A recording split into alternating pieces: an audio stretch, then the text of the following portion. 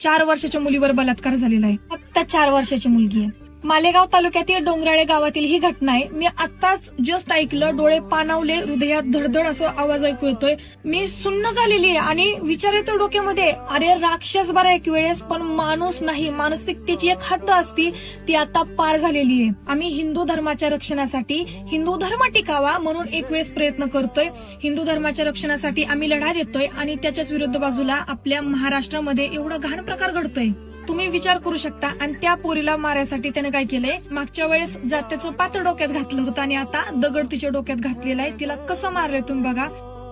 एवढं घाण पद्धतीनं घरच्यांना काय करायचं, शेजारच्यानं, जोपर्यंत ही गोष्ट आपल्या घरातल्या बहिणीवर येत नाही, घरातल्या आपल्या मुलीवर येत नाही, तोपर्यंत हालचाल होणार नाही. अजून किती अंत पाहणार आहेत दादा. आता हीच ती योग्य वेळ आहे. माझ्या अंदाजानं आता तरी त्या व्यक्तीला फाशी द्या. आणि जर पुन्हा वाटत असेल ना ही गोष्ट आपल्या घरामध्ये, आपल्या शेजारची कुठंच अशी गोष्ट होऊ नये, तर पहिल्यांदा मुलगी जन्माला आली, आई वडील पप्पा हा शब्द तोंडातून काढला की मुलीला पहिल्यांदा चाकू ह्या गोष्टीची ओळख करून द्या. मुलीला माणसं मारायला शिकवा. जय श्री